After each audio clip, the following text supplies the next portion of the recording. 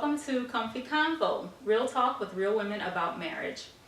Each month I will interview a different married woman and air the interview in 4 parts. I will ask candid questions about subjects ranging from religion to kids to sex and communication. Let me warn viewers that our conversations are not scripted, so I really don't know what she's going to say when I ask her these questions, and it can venture into a bit of an X-rated category. So today we are speaking with Nikisha Hawkins. Nikisha has been married to her husband Maceo for just over 7 years, and they have a blended family of 5 kids together, right? She lives in Lawrenceville, Georgia, and is a banking professional. So let's get started. Nikisha, thank you so much for joining me on the couch today. You're welcome. Thanks So for glad to the have you. So, how did you and Mace meet? Mace and I met in Charlotte amongst mutual friends at a birthday party. Oh, okay. And so, how long did you guys date before you got married? About 3 years, almost 4. Okay. So was there like an initial spark or love at first type situation there, or who made the first move? It was really funny because he was living here in Atlanta. He had moved for work. We didn't meet when we both lived in Charlotte. We didn't meet until he had already moved here. And at that party, he and I were both dealing with our previous marriage. Yeah, our previous marriages. And so he was just fun-loving, you know, came around, started chit-chatting, making conversation, wanting to know who I was, because the girl that I'd come with, my friend Shimon, he knew her. They were friends. So he made the first move. But it was just general conversation because we were both kind of not really in a space to really meet anybody and wanting to date anyone. But I could tell that he was a character when we initially met. And then things just grew organically. It did, and a lot of it was I saw him parent and having children and having been a single parent before. That was major for me. I saw how he cared for his kids. And that makes a difference. That made a major difference in, you know, me wanting to have the conversations and spend the time. So you guys have been married now for 7+ years.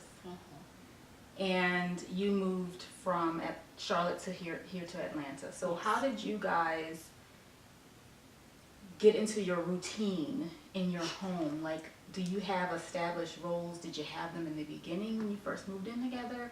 Or did it graduate over time into something established? It never was anything established per se. When I relocated, his children, you know, lived close by, but they didn't live with him. So he was a bachelor. He was just used to getting up and doing what he needed to do, going to work, coming home, same thing, doing it all over again. I had been a single mom, so I was used to getting up, getting them together, and, you know, heading out, picking everybody up, trying to get a workout in and come home. Then we figure out dinner, prepare for the next day. So once I moved, his attempt was to take a lot of that off of me, because I had to get used to the traffic. So I did not work close to home, and it literally took me an hour and a half to 2 hours to commute back home. Had a little one in sports, and another one that was in middle school at the time. And it was a lot going on. So I would come in sometimes and dinner would be ready. They would be doing homework. You know, just almost like come in, eat, get prepared, you know, for bed to do it again the next day. So he took some of the load off of you and tried to make things easier. That's awesome. That is really great, actually. So you guys never had a conversation about it. It just happened. We did. It did. It was just, I think his thing was he knew how much I was responsible for what I was doing at home. And then I also had my family. So I had my mom, my grandfather, whereas in the event that I couldn't, you know, pick somebody up or get somebody to a practice or something, I had support. Well, I left my support system. So coming here, he knew that it was because we were planning to marry, and he just wanted to make sure that my transition was simplified. Yeah. Yeah, that's huge. Because if you had relocated your whole life, family and everything, and still had to manage to do all of those things, it would have had a different impact Right. on your life, Mhm. and it could have been detrimental to your relationship overall. Exactly. Yeah. Because the traffic did that by itself. Yeah, trust me, I know. Having been from New Orleans, I had a 7-minute commute across town, and now I have an hour and 15-minute Right. commute, and it's dreadful. So I can completely and totally relate. That's the reason why a lot of people don't want to live in Atlanta is because of the traffic situation. So I get that. Now I know that we used to frequent the same church. Now does religion play a role in your relationship, or faith play a role in your relationship at all? It does. It's actually big. Not so much actually exercising and going to the dwelling. Believe it or not, my husband is a PK, preacher's kid. He grew up going to church, you know, and everything in between, you know, Sunday morning to the next Sunday. My grandparents were really big, you know, on church. My granddaddy used to say, you can't go to church on Sunday, you don't need to do anything else that you want to do during the week, you know. So we both grew up with that and knowing and understanding about, you know, higher power and praying, you know, for our family, with your family. But now we're more on the non-traditional side. You know, we believe what we believe. We share that, you know, but, and of course, you know, with the children as well, that we've instilled that in them, but it's not so structured. You know, Wednesday night, your Bible study, you know, we need to sing on the choir, or, you know, Sunday we're there all day long, you know, with different activities and things like that. That's not really the way we've chosen to practice.